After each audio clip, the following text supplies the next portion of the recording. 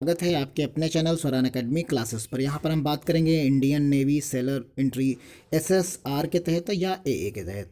तो ये form available हो रहा है आपको 26 अप्रैल से। तो इसके बारे में नोटिफिकेशन देखेंगे, इन दोनों जॉब्स में कौन सा बेहतर है उसके बारे में बात करेंगे, इसकी योग्यता, सैलरी, सब चीज़ों के बारे में बात करेंगे। तो आइए शुरू करते हैं आज का ये महत्वपूर्ण वीडियो जो इंडियन नेवी से रिलेटेड है। उससे पहले अगर हमारे चैनल पर नए हैं तो सब्सक्राइब करना और बगल में बेल आइकन दबाना आप बिल्कुल ना भूलें, जिससे जितनी वैकेंसीज आती रहें या किसी इंस्टीट्यूट में एडमिशन के बाद संबंधित इन्फॉर्मेशन चाहिए हो गई तो आपको हमारे चैनल के माध्यम से मिलती रहेगी। सबसे पहले कुछ जान लेते हैं कि एए में क्या है और एसएसआर में क्या है। तो एए नेवी ब्रांचेस में जो आपको ट्रेनिंग के दौरान मिलेंगी और जो जिस पे आपको काम करना होगा, जॉब करनी होगी, वो radio and electrical power branches and steam power machinery, diesel and gas turbine या गाइडेड मिसाइल, इन ब्रांचेस पर आपको काम करना होगा। यानी ये आपको इनमें से कोई एक ब्रांच मिलेगी जिस पे आप नौकरी करेंगे। इसी तरीके से एसएसआर ब्रांचेस में रहेगा वो गनर रहेगा, सर्वे रिकॉर्डर रहेगा, फिजिकल ट्रेनर रहेगा, एक्सटर्नल नॉन टेक्निकल के रूप में रहेगा। तो ये 4 तरीके की ब्रांचेस होती हैं। इसी तरीके से आप देख सकते हैं कि जो ए कैडेट है मोर चांसेस देन एसएसआर, जो प्रमोशन के चांसेस होते हैं उनमें ए के कैडेट जो होते हैं उनके लिए ज़्यादा चांसेस होता है। और जो एक हम क्राइटेरिया बात कर लें कि कौन से बेहतर का जो हमने पहला टाइटल रखा है इसमें, तो उसमें सबसे छोटी पोस्ट जो होती है वो एमआर की पोस्ट होती है। यहाँ पर जो सबसे छोटी पोस्ट होगी वो एमआर की होगी, इससे बड़ी एसएसआर की, फिर उससे बड़ी एए की और उससे बड़ी एसएससी की होगी। तो इस तरीके से हम बढ़ते हुए लेवल में देख सकते हैं। अगर हम इसको एक एरो से डिसाइड कर दें तो इस तरीके से ये लेवल इसका बढ़ता हुआ जॉब का चला जाता है। यानी सबसे छोटी एमआर, एसएसआर और एए, एसएससी।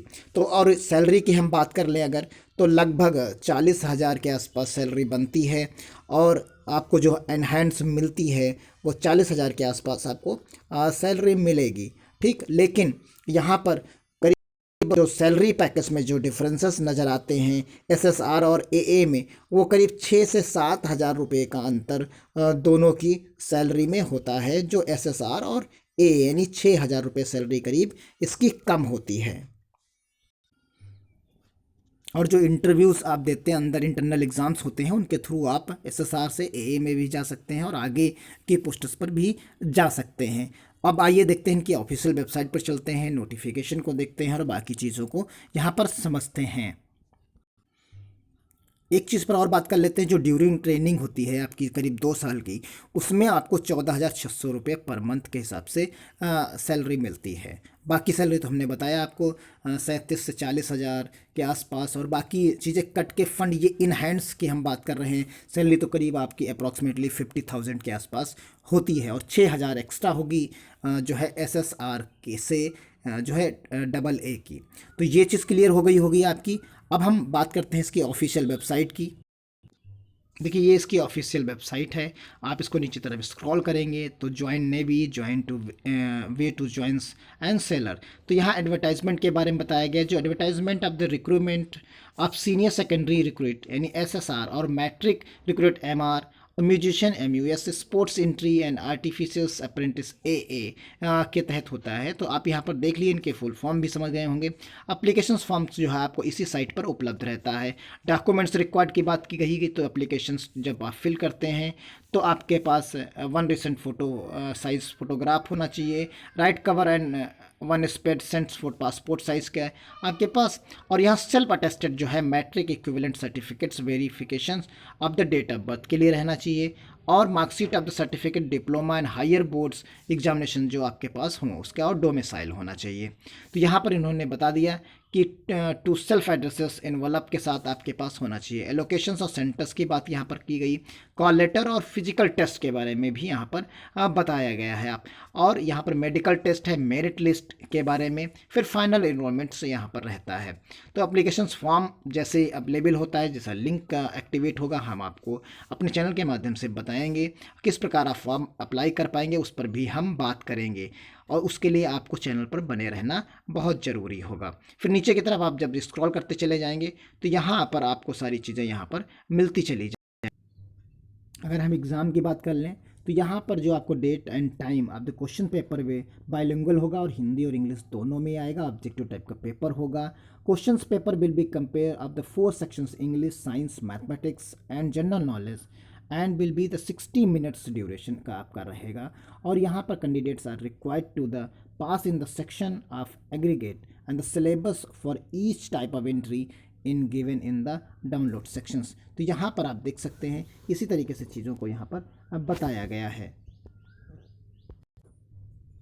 हमने यहाँ पर दो चीज़ों को देख लिया है, मेंशन कर लिया है। देखिए, एक तो आपका सिलेक्शन प्रोसीजर हो गया, एक एग्ज़ाम रिटर्न एग्ज़ाम हो गया, फिर यहाँ मेडिकल और फिजिकल हो गया। प्रोसीजर आप सर्विस कैंडिडेट्स के रूप में देख सकते हैं, स्पॉन्सर्स कैंडिडेट के रूप में देख सकते हैं। तो यहाँ हम जैसे अगला सर्विस के रूप में यहाँ पर जब देखते हैं तो क्या प्रोसीजर्स इनका रहेगा, तो इसको जब टिक करेंगे तो हम अगले इंटरफेस पर पहुँच जाएंगे। अब यहाँ पर हम कुछ इंपॉर्टेंट डेट्स के बारे में बात कर लेते हैं। जो 26 तारीख से ये बिगिन होगा, 5 तारीख तक चलेगा। और इसकी जो फ़ीस रहेगी जनरल ओबीसी की 205 रुपये रहेगी और SC ST की फ़ीस इसमें 0 रहेगी। तो यहाँ पर पोस्ट, टोटल पोस्ट पर देख लेते हैं। 2000 जो हैं SSR की यहाँ पर पोस्ट है। और इसकी जो एलिजिबिलिटी आपकी रहेगी, आप एज अपनी देख लीजिए, इसी डेट ऑफ बर्थ के बीच में आपकी एज डेट ऑफ बर्थ होनी चाहिए। यहाँ पर जो एलिजिबिलिटी है 10+2 है, इंटरमीडिएट विद एग्ज़ाम, मैथमेटिक्स और फिजिक्स यानी PCM से आपको होना ज़रूरी है। और फॉलोइंग सब्जेक्ट्स केमिस्ट्री, बायोलॉजी और कंप्यूटर साइंसेस के रूप में भी हो, यानी मैथ्स इन्होंने बताया intermediate exam with mathematics and physics. आपके पास 2 सब्जेक्ट चॉइस होने चाहिए। उसके अलावा जो है मैथ्स और फिजिक्स के अलावा अगर आपके पास सब्जेक्ट केमिस्ट्री है, बायो है या कंप्यूटर साइंस है तो आप एलिजिबल हैं। लेकिन मैथ्स और फिजिक्स तो आपके लिए कंपलसरी होगी। तो एक क्लियर हो गया होगा। फिर उसी तरीके से आप AA के लिए देख सकते हैं जो 500 वैकेंसीज हैं। डेट ऑफ बर्थ आप यहाँ से बीच में देख सकते हैं। इंटरमीडिएट यहाँ पर जो है सट कंडीशन नहीं थी उसकी परसेंटेज की, लेकिन यहाँ पर कंडीशंस आपको प्रोवाइड करा दी गई है। यहाँ पर आप इंटरमीडिएट तो पास हों और एग्रीगेट आपका जो वही सेम चीज़ यहाँ पर बताया गया है कि मैथमेटिक्स और फिजिक्स से तो आपको होना ही होना है। और बायो और यानी एलिजिबिलिटी दोनों की सेम है। तो एलिजिबिलिटी में यहाँ पर सिर्फ और सिर्फ इतना ही डिफरेंस है कि यहाँ पर 60% का कट ऑफ रहेगा AA में और वहाँ पर 60% का कट ऑफ नहीं है SSR में। तो यानी मेनली आपके पास फिजिक्स और मैथमेटिक्स इंटरमीडिएट में होना अनिवार्य है। उसके अलावा आपके पास सब्जेक्ट चाहे केमिस्ट्री हो तीसरा, या आपके पास बायो हो या कंप्यूटर साइंस से कोई फ़र्क नहीं पड़ता। फिर उसके बाद फिजिकल यहाँ पर आप देख सकते हैं। तो ये सारी चीज़ें यहाँ पर थी। देखिए, ये नोटिफिकेशन यहाँ पर है, आप देख सकते हैं। एलिजिबिलिटी हमने बात कर ली, क्वालिफ़िकेशन के बारे में भी बात कर ली। आप यहाँ पर देख सकते हैं इसकी जो क्वालिफ़िकेशन है उसके बारे में हमने यहाँ बात की कि 10+2 में 60% मोर मार्क्स एग्रीगेट होना चाहिए। और उसके बाद SSR के लिए 10+2 मैथ्स फिजिक्स के साथ होना चाहिए। डेट ऑफ बर्थ आप कंफर्म हमने कर दी। सैलरी के बारे में आप यहाँ पर देख सकते हैं कि जो सैलरी का जो मैट्रिक्स दी गई है वो 21,700 से लेके 69,100 के बीच में है। इसमें MSP आप मिलिट्री सर्विस पे जो आपको मिलता है 5200 रुपये मिलता है। बाकी जो DA अनाउंसेस बाकी जो चलते हैं वो एज यूजल मिलते हैं।